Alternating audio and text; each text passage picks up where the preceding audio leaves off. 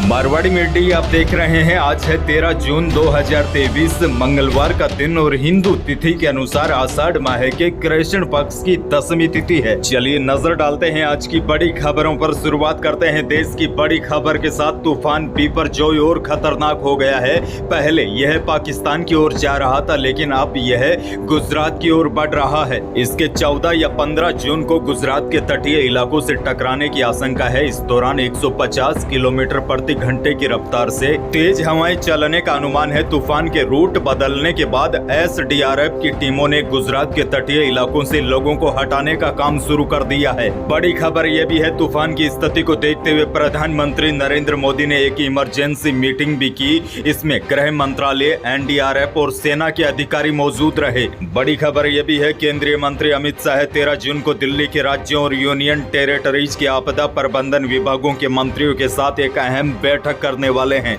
तूफान को लेकर विशेषज्ञों ने नया अलर्ट जारी कर दिया है। विशेषज्ञों का कहना है कि अरब सागर के ऊपर चक्रवात का तेजी से बढ़ना असामान्य और खतरनाक है। इस चक्रवात को लेकर आगे भी बात करेंगे, लेकिन फिलहाल आगे बढ़ते हैं राजस्थान से। बड़ी खबर, विधानसभा चुनाव की सरगर्मियों के बीच प्रधानमंत्री नरेंद्र मोदी सौगातों का सिलसिला जारी रखेंगे। कुछ दिन पहले अजमेर में कई विकास कार्यों का शिलान्यास और लोकार्पण करने के बाद अगली बार पीएम जोधपुर आ सकते हैं। जोधपुर को पीएम मोदी 3000 करोड़ रुपए के विकास कार्यों की सौगात दे सकते हैं। हालांकि अभी तारीखों का ऐलान नहीं हुआ है कि पीएम मोदी कब आएंगे, लेकिन ऐसा बताया जा रहा है कि अगले 1 महीने में पीएम का दौरा प्रस्तावित हो सकता है। बहरहाल आगे बढ़ते हैं। नौकरी की तलाश कर रहे युवाओं के लिए अच्छी खबर है। भारतीय रेलवे की ट्रेन बनाने वाली इंटीग्रल कोच फैक्ट्री में 780 से ज्यादा पदों पर भर्तियां निकली है। इसके तहत 10वीं और 12वीं पास उम्मीदवार इंटीग्रल कोच फैक्ट्री की ऑफिशियल वेबसाइट, जो मैं आपको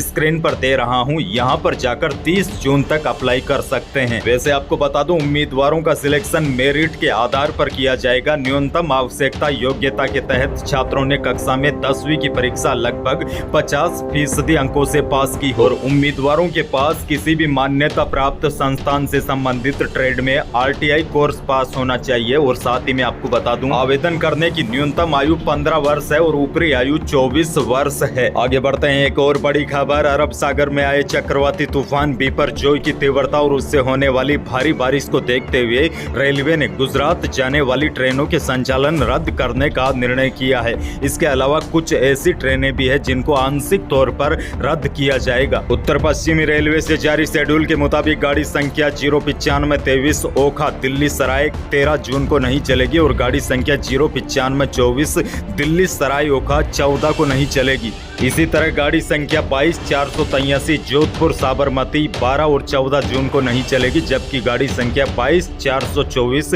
साबरमती जोधपुर गाड़ी 13 और 15 जून तक रद्द करने का फैसला किया है। इसी तरह गाड़ी संख्या 24574 जयपुर ओखा 13 जून को जयपुर से तो चलेगी, लेकिन यह गाड़ी राजकोट तक नहीं चलाई जाएगी। बड़ी खबर यह है, अगर आप गुजरात जा रहे हैं तो पूरी जांच पड़ताल करके ही घर से निकले, क्योंकि वहां तूफान की वजह से, खासकर जहां पर तूफान का ज्यादा खतरा है, वहां पर गाड़ियों को रद्द कर दिया गया है। आगे बढ़ेंगे, लेकिन उससे पहले राजस्थान के मौसम से जुड़ी बड़ी अपडेट है। राजस्थान में अब रात में भी गर्मी तेज हो गई है। मौसम विभाग के अनुसार आज यानी कि हो सकता है 13 जून को राजस्थान के उत्तरी पूर्वी हिस्सों में आंधी वगैरह की गतिविधियां देखी जाए, लेकिन शेष भागों में मौसम लगभग शुष्क रहेगा और गर्मी और उमस तेज होगी। लेकिन 14 जून से राज्य के दक्षिणी पश्चिमी हिस्सों में चक्रवात का असर दिखने लगेगा। इससे उदयपुर जोधपुर संभाग में मौसम बदलेगा। सिरोही, बांसवाड़ा, डूंगरपुर, उदयपुर, जालोर, बाड़मेर, पाली और बाड़मेर जिले में कहीं कहीं पर तेज हवाएं चल सकती है। इसके बाद 15 जून को इस तूफान की वजह से कहीं कहीं पर तेज बारिश की भी संभावना है।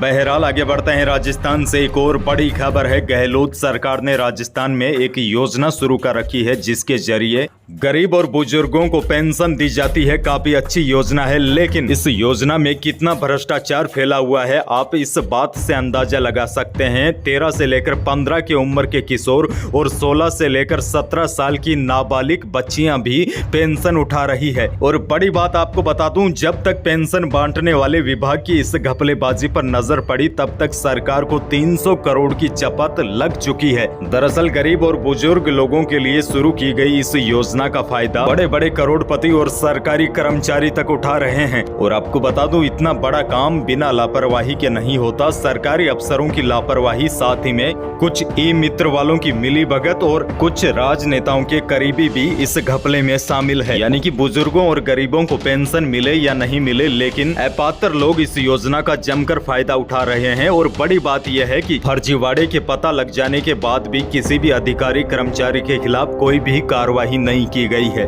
आगे बढ़ते हैं राजस्थान से एक और बड़ी खबर। राजस्थान में विधानसभा चुनाव से पहले कांग्रेस को तगड़ा झटका लगा है। दिग्गज कांग्रेस नेता और पूर्व मुख्यमंत्री जगन्नाथ पहाड़िया के बेटे ओम प्रकाश पहाड़िया सोमवार को भाजपा में शामिल हो गए हैं।